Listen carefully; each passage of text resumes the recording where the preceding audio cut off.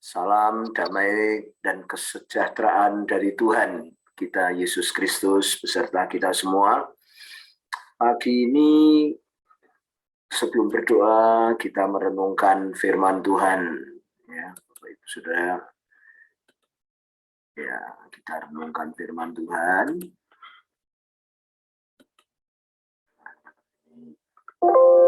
Ya.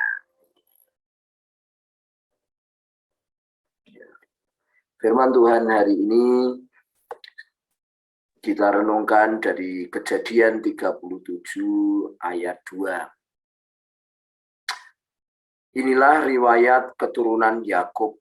Yusuf tatkala berumur 17 tahun, jadi masih muda, biasa menggembalakan kambing domba bersama-sama dengan saudara-saudaranya, anak-anak Bilha dan Silpa, kedua istri ayahnya, dan Yusuf menyampaikan kepada ayahnya kabar tentang kejahatan saudara-saudaranya. Bapak Ibu Saudara, pada waktu saya merenungkan ayat ini, saya itu geli sendiri, gitu saudara-saudara ya. Saya geli sendiri. Kenapa saya geli, saudaraku? Karena cerita tentang riwayat keturunannya si Yusuf ini, Bapak Ibu Saudara, keturunannya Yakub ini, itu dicatat. Dicatatnya di mana? Di kitab kehidupan. Ya, saudara-saudara ya. Lalu dia menggembalakan juga dicatat. Kemudian doa syafaatnya saudara-saudaranya untuk saudara-saudaranya juga dicatat. Nah itu apa enggak geli saudara? Saya senyum-senyum sendiri. Ya saudara-saudara, senyum-senyum sendiri.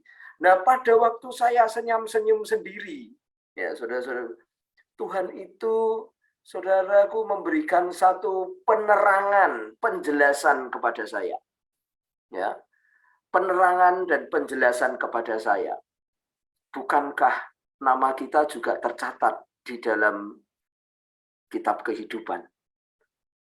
Saudara-saudaraku, ya, ketika kita menerima Tuhan Yesus, kita tercatat dalam kitab kehidupan.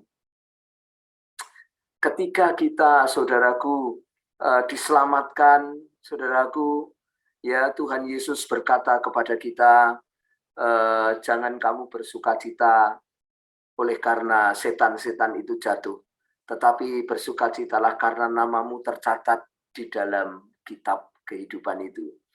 Nah, Bapak Ibu Saudaraku, yang saya ingin jelaskan kepada Bapak Ibu Saudara yang perlu kita renungkan adalah ini saudaraku, si Yakub ini bukan hanya hidupnya tercatat, namanya tercatat, tetapi keturunannya, kegiatannya dia, detailnya itu tercatat, saudara-saudara. Detailnya itu tercatat. Nah, saudara, kalau kita membaca kitab Filipi, saudaraku ya, Paulus juga sama. Rupanya dia juga di sana mengatakan, saudaraku, bahkan ku minta kepadamu Sansugus, temanku yang setia, tolonglah mereka, karena mereka telah berjuang dengan aku dan dalam pekabaran Injil, bersama-sama dengan Clemens dan kawan-kawanku sekerja yang lain, yang namanya tercantum dalam kitab kehidupan.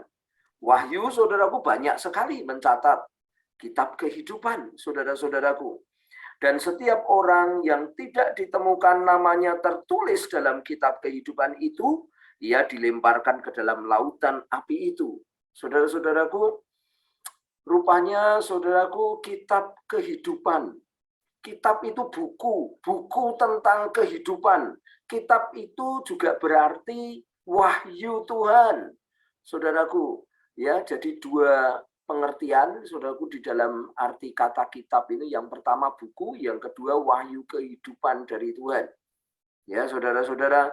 Jadi, mari Bapak Ibu Saudara, kita merenungkan, saudaraku ya, bagaimana kita tercatat dalam kitab kehidupan. Ya, saudara-saudara, saya beritahukan kepada kita semua bagaimana kita tercatat dalam kitab kehidupan setelah terima Tuhan Yesus, supaya saudaraku betul-betul bukan hanya di kitab, memang kehidupan, tetapi di kehidupan itu sendiri kita tercatat dengan baik, saudaraku ya. Yang pertama, saudaraku,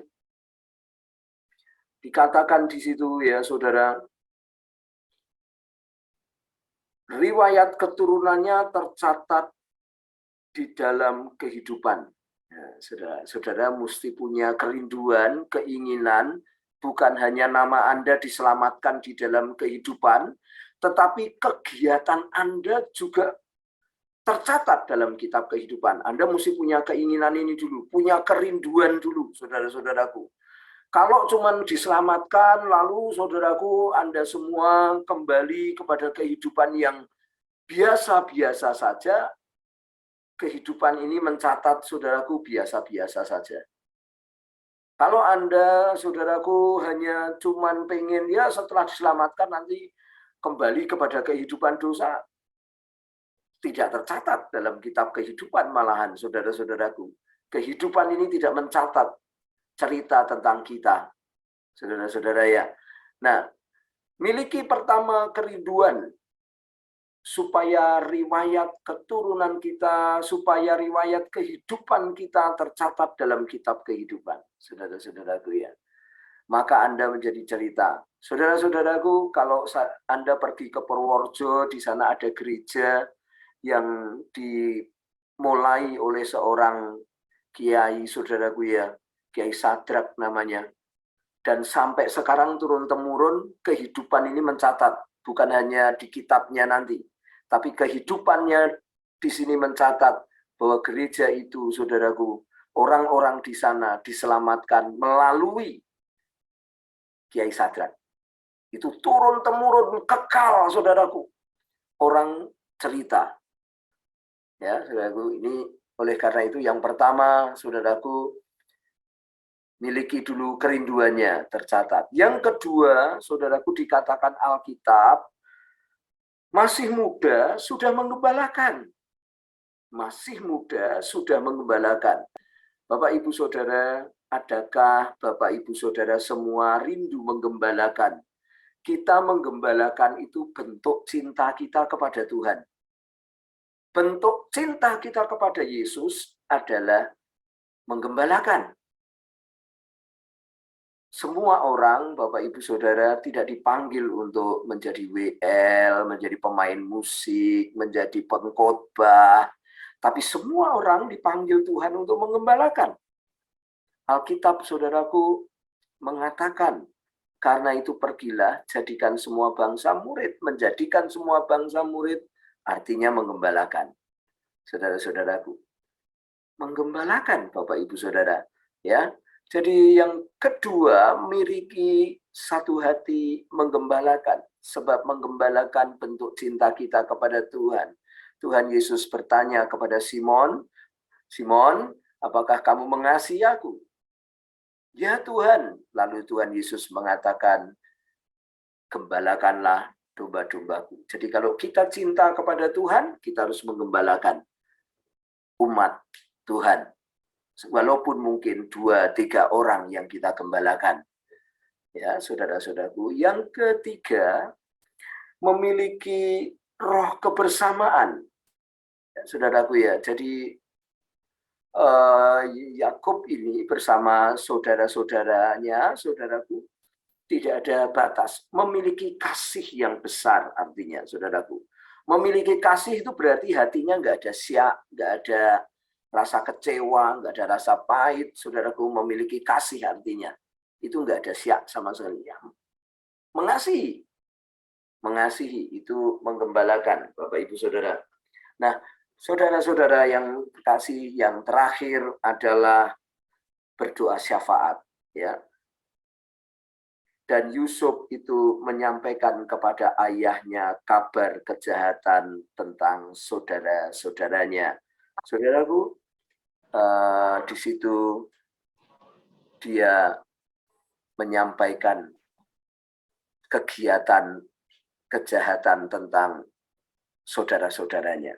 Mari Bapak Ibu Saudara, kita menjadi pendoa syafaat. Kita menyampaikan kegiatan-kegiatan yang tidak menyenangkan itu kepada Bapa. supaya Bapak ubahkan. Kesimpulan Bapak Ibu Saudaraku, supaya kita tercatat miliki, saudaraku, kerinduan tercatat dalam kitab kehidupan. Yang kedua, gembalakanlah domba-domba Tuhan. Yang ketiga, memiliki roh kebersamaan, kesetiaan, atau memiliki kasih yang besar. Yang keempat, kita menjadi pendoa syafaat. Mari Bapak Ibu Saudara, satu ayat ini kita renungkan hari ini untuk kita bisa praktek firman Tuhan. Kita berdoa.